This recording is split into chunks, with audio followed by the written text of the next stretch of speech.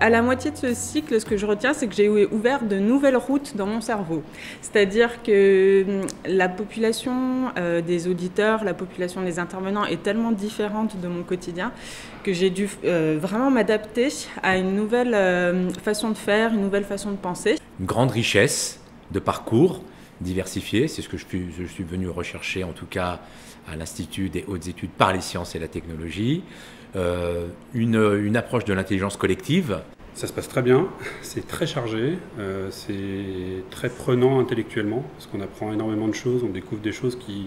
vous voyez le domaine dans lequel je travaille, le thème de cette année c'est les usages des terres et des mers. On intègre beaucoup d'informations et il faut digérer tout ça, donc moi j'ai le cerveau très pris, mais c'est génial, je suis venu là pour ça. C'est pas parce qu'on reçoit une information qu'on arrive à la digérer et à élaborer quelque chose de nouveau ensemble. Et je pense que ce côté... à 44 égale 1 million, ça va être tout l'enjeu de la suite de cette formation. J'avais besoin en tout cas de m'évader intellectuellement et d'aller vers cet institut qui représente en tout cas ce que je connais un petit peu d'une recherche qui sort en tout cas des sentiers battus, de ce que j'ai l'habitude de faire au quotidien, et réfléchir sur les usages des terres et des mers, avec quelle stratégie pour quelle société au singulier. La société, en tout cas, a été assez naturelle pour moi pour déposer ma candidature. Je sais que le CNES, le Centre national d'études spatiales, propose à quelques personnes chaque année d'y participer, donc je me suis positionné et cette année j'ai eu l'occasion. J'ai connu l'IHEST parce que mon association a l'habitude en fait, d'envoyer des représentants de la société civile dans les sessions de formation. Et j'ai eu très envie de participer moi aussi parce que les participants étaient vraiment ravis. Oh là là, c'est une promotion qui est assez riche, très éclectique dans les parcours, mais c'est ce que je recherche, c'est aussi l'essence même de l'IHEST, c'est faire converger en tout cas des parcours très différents pour concourir à en tout cas une réflexion commune, et avoir des gens qui travaillent dans le privé, des gens qui travaillent dans des quotidiens de presse comme Courrier International, et c'est en tout cas cette réunion de tous ces savoirs différents qui fait justement l'intérêt de cette formation. Je ne pensais pas qu'il y aurait des élus, des représentants syndicaux, enfin voilà, il y a une diversité qui est beaucoup plus large encore que ce que j'imaginais, même si je savais que c'était quand même assez varié.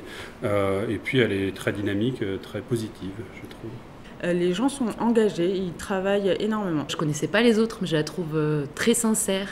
Et au-delà de ça, sur la méthode, je pense qu'on apprend aussi à s'écouter, à se laisser parler et à comprendre les enjeux des rapports de domination qui existent dans les interactions et comment ça peut impacter des décisions de façon un peu plus profonde.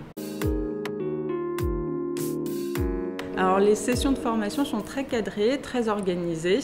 Les intervenants sont d'une extrême grande qualité.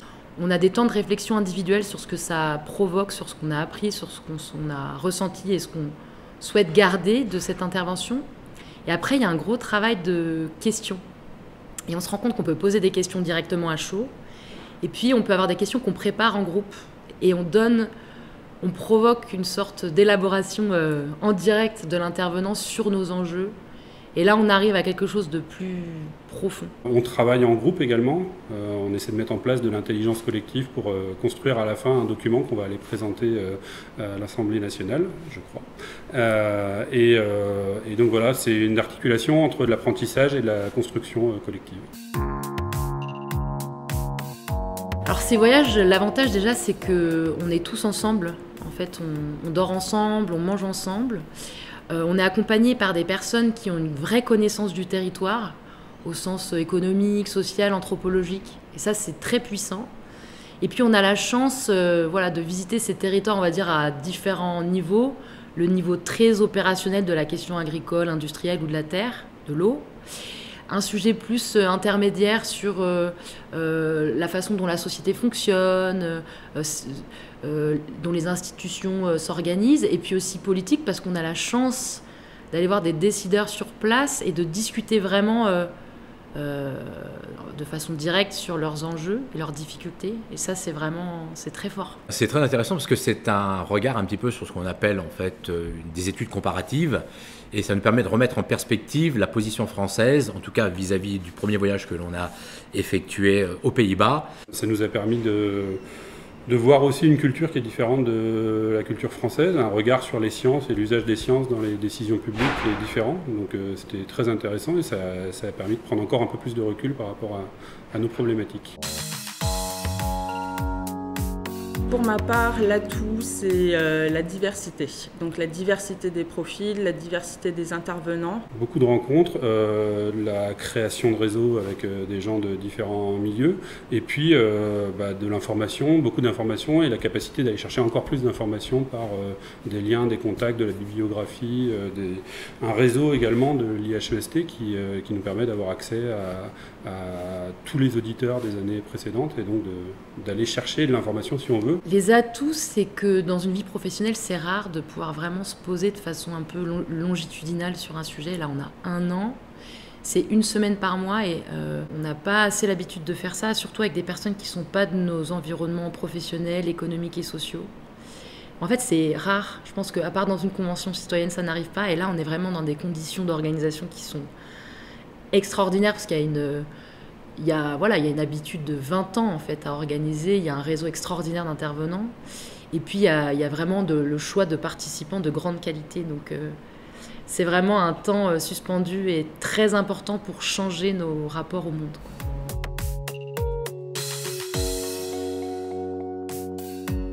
Je trouve que c'est un sujet aujourd'hui qui mérite d'être posé et qu'il faut clairement en tout cas aborder par le biais des sciences, parce qu'effectivement, aujourd'hui, on le voit bien, il y a beaucoup de tentations pour essayer en tout cas de réduire la pensée uniquement à des valeurs qui sont peut-être trop théoriques ou dogmatiques.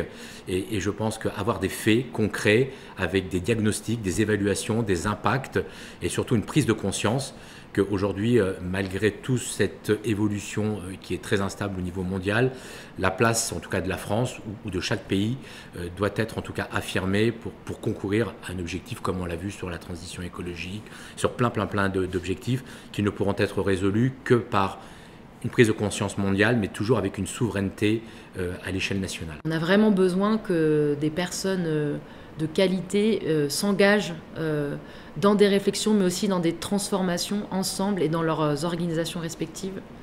Et je pense que l'IHEST, c'est vraiment une marche ou même un escalator pour avancer plus vite et transformer ensemble. Pour se sortir de sa zone de confort, je pense, pour s'ouvrir l'esprit, il faut vraiment se dire que c'est quelque chose qui va permettre de prendre un recul très très fort par rapport à sa propre activité. Moi, ça va au-delà de ma vie professionnelle, je pense. C'était une volonté de me poser des questions sur des sujets de politique publique qui dépassent largement mon activité professionnelle. Pour moi, il ne faut pas hésiter parce que c'est l'avenir, que dans tous les cas, on va devoir réfléchir à toutes ces questions, que ça nous permet d'avoir un bagage solide pour aborder cette thématique autant d'un point de vue public que d'un point de vue privé. On va avoir du pain sur la planche dans les prochaines années. Ça nous fait une bonne base de connaissances très solide.